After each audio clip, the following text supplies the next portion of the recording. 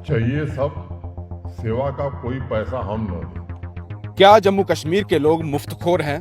पानी का पैसा आता है न बिजली का, और हाउस टैक्स में अगर नॉमिनल लगा दिए देश में सबसे कम तो हल्ला अलग से होता है। ना बिजली का किराया देते हैं ना पानी का। अब आईफोन खरीदने के लिए पैसा है, डेटा इस्तेमाल करने के लिए पैसा है, दिन भर वीडियो और गेम के लिए भी पैसा है।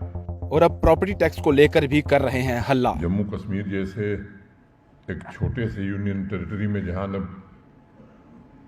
पानी का पैसा आता है न बिजली का, और हाउस टैक्स में अगर नॉमिनल लगा दिए देश में सबसे कम तो हल्ला अलग से होता है।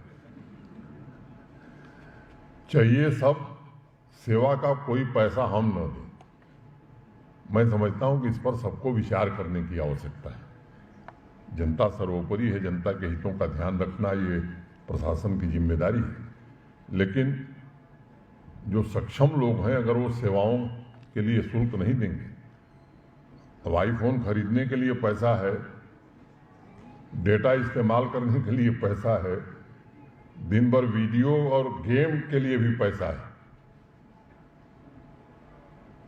मुझे लगता है कि इस पर आप सबसे, मैं इसलिए भी ये बात कह रहा हूं कि सबको एक विचार करके कैसे चलना है, इसका एक रास्ता बनाना होगा।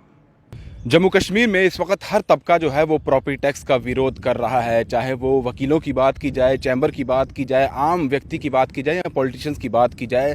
हर कोई इस चीज़ को लेकर सड़क पर भी आ रहा है और आम जनता भी ये कह रही है कि पहले ही हम बहुत सारे टैक्स देते हैं, अपनी सैलरी पर टैक्स देते हैं, टोल टैक्स देते हैं, रोड टैक्स देते हैं, गाड़ी के लिए टैक्स देते हैं, यानी कि सामान कोई भी हम खरीदेंगे उसके लिए भी टैक्स देते हैं, और साल के बाद एक और टैक्स आ जाता है। और अब ये टैक्स पे टैक्स जो प्रथा जम्मू कश्मीर में चल रही है, उसके बाद अब एक और प्रॉपर्टी टैक्स। लेकिन जिस तरह से एलजी मनोज सिन्हा का जो बयान आया है वो कहीं ना कहीं जम्मू कश्मीर के लिए एक अलग ही तस्वीर लेके आया है। उन्होंने साफ तौर पर कहा है कि जम्मू कश्मीर एक ऐसी यूनियन टेरिटरी है जहां पर ना कोई पानी का बिल देता है, ना कोई बिजली का बिल देता है, और डाटा की बात की जाए, जो इंटरनेट है उसका इस्तेमाल वो करते हैं। आईफोन सबने रखा हुआ है, वीडियो गेम खेलने के लिए उनके पास पैसा है। लेकिन जब प्रॉपर्टी टैक्स की बात आती है, जो पूरे भारत में सबसे कम जम्मू कश्मीर में लिया जा रहा है, उसको लेकर हल्ला मचाया जा रहा है। उनका साफ तौर पर यह कहना है कि लोगों को समझना होगा कि ये जो टैक्स लिया जा रहा है, ये प्रॉपर्टी टैक्स जो आपसे लिया जा रहा है, ये आप ही के इस्तेमाल में आएगा, इंफ्रास्ट्रक्चर इससे और बेहतरीन किया जाएगा, डेवलपमेंट की बात की जाएगी।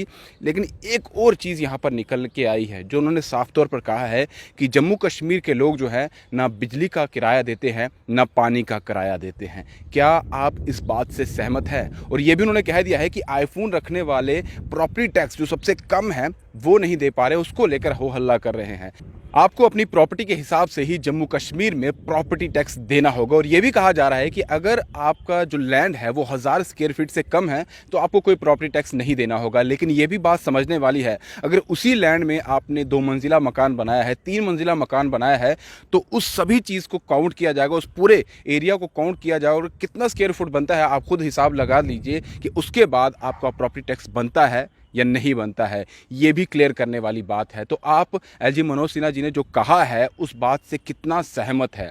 जो उन्होंने कहा है कि जम्मू कश्मीर के लोग बिजली का, पानी का किराया नहीं देते हैं, आईफोन इनके पास है, इतनी सारी सुविधाएं ये जो है सरकार की तरफ से लेते हैं, लेकिन उस चीज़ का जो उन्हें टैक्स देना होता है, जब उसकी बारी आती है तो कहीं ना कहीं इस तरह के प्रोटेस्ट जो है उनकी तरफ से सामने आते हैं, जो कि सही नहीं है और ये चीज़ें नहीं होनी चाहिए, ये उनकी तरफ से कहा गया है। जो भी बातें उन्होंने कही है, आप उस चीज़ से कितना सहमत रखते हैं, अपनी राय ज़रूर दें, क्योंकि आपकी राय आना बहुत ज़रूरी है। फिलहाल दीजिए इजाज़त। ब्रिजेश अफ्तार के साथ Rahul Singh, the state central के लिए। नमस्कार।